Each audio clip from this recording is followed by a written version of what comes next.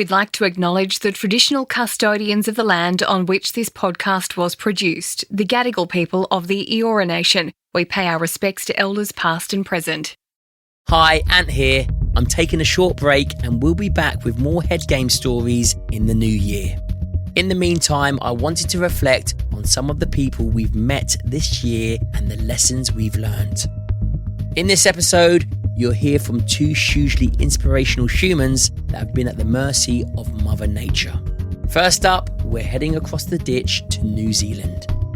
Kelsey Waghorn was working as a tour guide on Whakaari White Island on the day of the catastrophic eruption in 2019. She shared how that day unfolded with me. So landed on the island, we were the last boat of the day. And so we got there and we were the second or third boat at the island. And there were already 2 helicopters on the island. Did all the usual normal level 2 procedure, additives of the higher level of activity or output of gas. So it is a level 2, which is higher than normal. But in my 5 years of being there, it had been level 2 many times and never erupted. And then it had been a level 1 and erupted. So, not overly predictable. Continued on with our day. Nothing was unusual.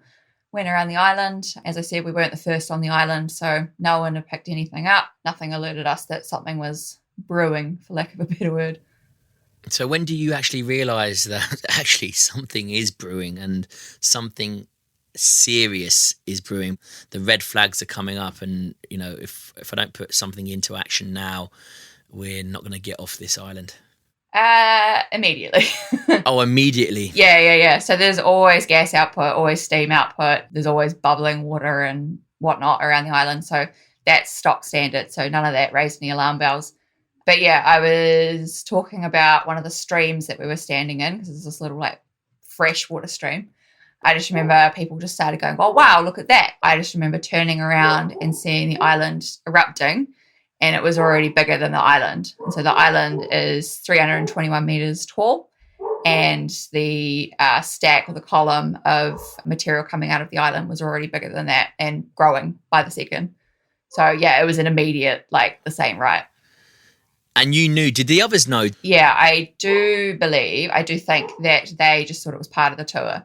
Because unbeknownst to me, I've only found out since, that people were actually taking photos of it. It wasn't until people started saying, well, look at that I turned around because it was actually erupting silently behind us, which you'd think it would be like sonic boom material sort of thing, but didn't shake the ground, didn't make a noise. How far away was it from you?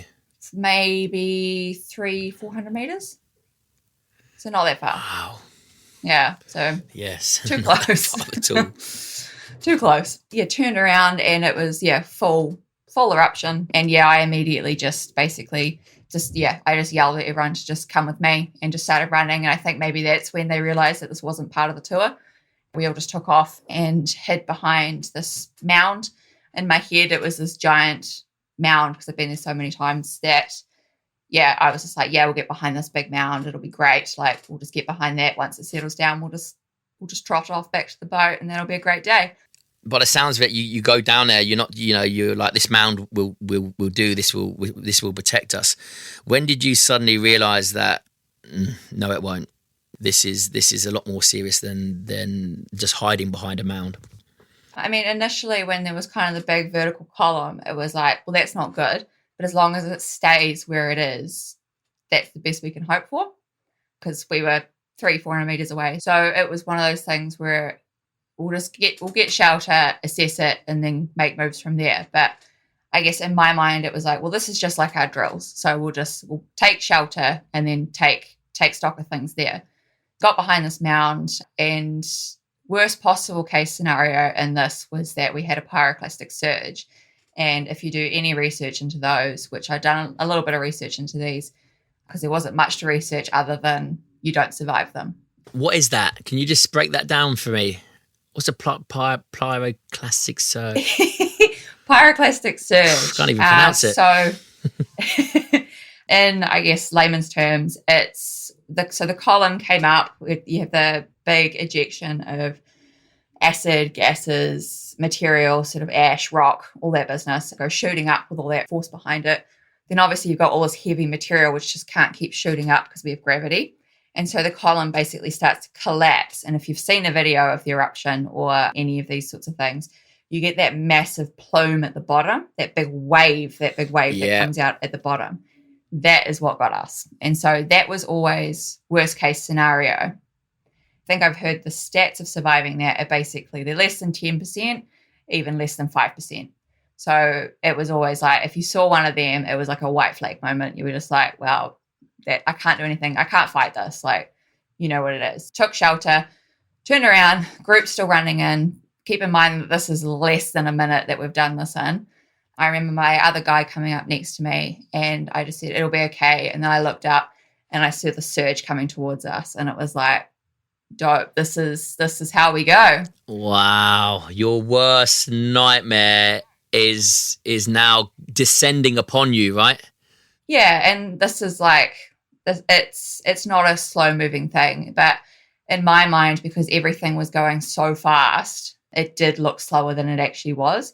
And so for a split second, I did think maybe we can make it further down the island. But looking at the group, not knowing everyone's fitness levels, their agility levels, because it's not a flat paved terrain, it's all rock and everything underneath your feet. So it was like, it's not going to be an easy run. And I have no idea if, for one, I can do it, let alone these people that I've met for the last 2 hours. So it was basically just like, we'll just wait it out. Like, there's nothing else to do here. We'll just white flag it and hope for the best. How is your command and control at this stage? Obviously, knowing what you know and them being naive to volcanoes, what's your strategy to keep them calm?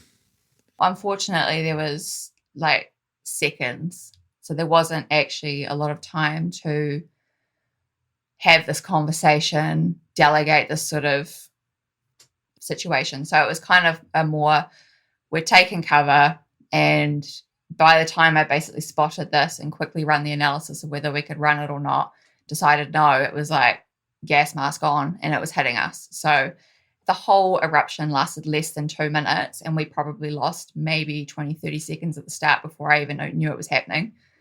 So it was basically just, there was no time to explain what was happening. And I don't know if that would have helped or hindered the situation anyway. Just straight into your safety drills. Yeah, so it was basically just follow the drill, and it was basically just get down, gas mask on. I fetal positioned. I was like, well, at least that's all I can do. It was just like, I had my sunglasses on, I had my gas mask on, and I thought, well, if there's any hope, which was very, very minimal, it was like, well, I need to be able to see and I need to be able to breathe. So I had my sunglasses on, I had my gas mask on, and I just basically held it to my face. You try to breathe slow in those situations because you know that keep your heart rate down, try and stay calm. But it was just like, my body was just like, you're about to die, dude. So it was full panic breathing. And then the pyroclastic flow hit us and it all went dark. And I want to say it was quiet, but it wasn't. It was like being on a beach on a really hot day, on a really hot, windy day. And so you could feel things all swirling around, and it basically just kept getting hotter and hotter and hotter. It got to the point where I started hearing everyone else around me screaming, and I thought I was on fire, and I basically just started vibrating because I was trying so hard to keep my hands to my face. But it got to the point where I just had to start swatting my arms because I was just like, I need to put this fire out. And then basically the pyroclastic surge stopped. So we made it out the other side. And so it slowly just went calm and it just went quiet. You could just hear sort of some whimpering from people around us. And just sort of stayed still for a few seconds and thought, is there a second wave? Or like just kind of waited it out for a second. Slowly took my sunglasses off to have a look around, see what was going on. And basically decided in that second, it was like, we've got to move now or we're not going anywhere. We've survived the unsurvivable, so let's go.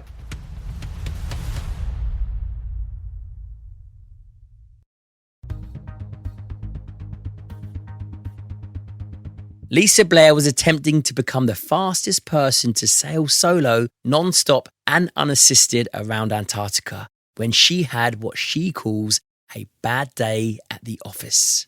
On day 72 of her record attempt, the sea state was as big as a 2 to 3 story building, and Lisa found herself in serious trouble.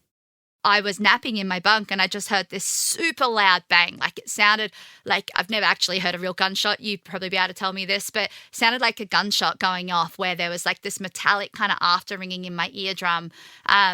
And I launched out of my bunk and onto my engine box. And I have this little Perspex clear dome on the top of the engine box so I can look out without physically having to kind of climb out of the boat. And I jumped up on there and I initially thought it was something at the back of the boat that had broken. So I looked to the back of the boat. It's just that sort of blue tinge of sunset, like, where you're just about to lose the last bit of daylight. So you can see enough, but it's not daylight still. And I looked back and everything looked normal. And then I looked to the front of the boat and all I could see was my 22-meter aluminium mast just flexing and bending like a hula girl shaking her hips. And it really was just wobbling around like this crazy movement that a mast should absolutely not have. And I initially thought, tack the boat, change the direction of the boat and put the pressure of the wind on the non-broken side because I realised I'd broken a piece of rigging. And before I even had a chance to do that, the mast came crashing down.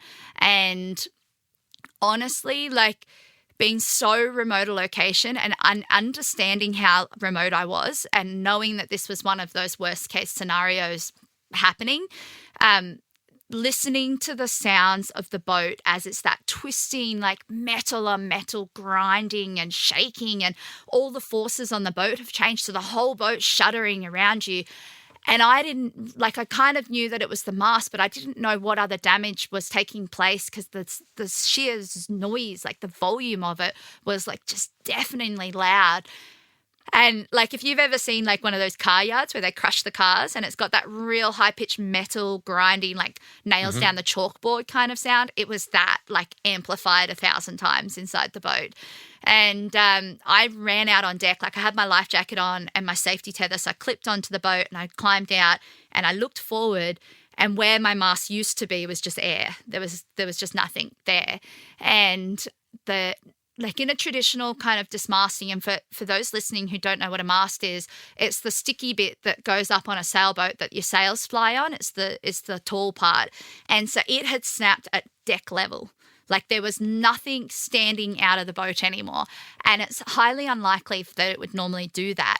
But what happens now is I've got a 22-meter long spear tangled to the boat with all the other rigging and the ropes and everything in 8-meter breaking seas, about to go into a new storm the size of a hurricane or a cyclone, and I'm alone 1,000 miles from land in crap conditions. And what can happen is one of those waves can drive the mast through the hull of the boat and start sinking you. And at the initial time of the emergency, the bottom sort of 2 meters of the mast was trapped on the deck by all those ropes. But these waves, because I'm technically now anchored in the middle of a storm. So the boat drifted 180 degrees around because I was anchored on the sails and the debris in the ocean, the volume of debris in the ocean. And the waves, these 6 to 8 meter waves, were smashing into the mast and rigging first and then driving it up onto the deck of the boat and forcing it forward. And then the white water would hit the hull of the boat and shove the boat out from kind of underneath the mast. And it became so violent that it was basically starting to cut the boat in half. And so it started to saw the boat in half with the force behind this happening. What is going through your mind, Lisa, when you're seeing this? Because you are now at the mercy of Mother Nature. You can't do anything. What do you do? What's going through your head? Initially, it was on a loop going, this is so not good, this is so not good, this is so not good, this is so not good. And it was really the panic stations. I had planned for a dismasting, I had planned for an emergency like this, but I hadn't planned for the emotional response of an emergency like that. And I hadn't really considered, I guess I had tried to puzzle through how I thought I would react, and I'd apply logic and I would save the boat and it would all be wonderful and there's rainbows and pretty clouds and it's all perfect. But real world doesn't happen that way. And so I panicked. The first sort of 10 to 15 minutes, I just blindly was I've got to cut it free. I've got to cut it free before it sinks the boat, before one of those waves rips the mast off and throws it through the hull. And I was extremely conscious of the fact that if I had to abandon my life raft, the sea state was going to build to, 10 meters that night, and this inflatable rubber life raft, it's not going to survive. Like, it would be a death sentence to abandon the boat. So my only way of surviving was going to be to keep that boat floating. If you'd like to hear the full interviews with both Lisa Blair and Kelsey Waghorn, check out the links in the show notes. I hope you enjoyed this episode. If you did, feel free to leave me a review. I'm at Middleton. Catch you again next time.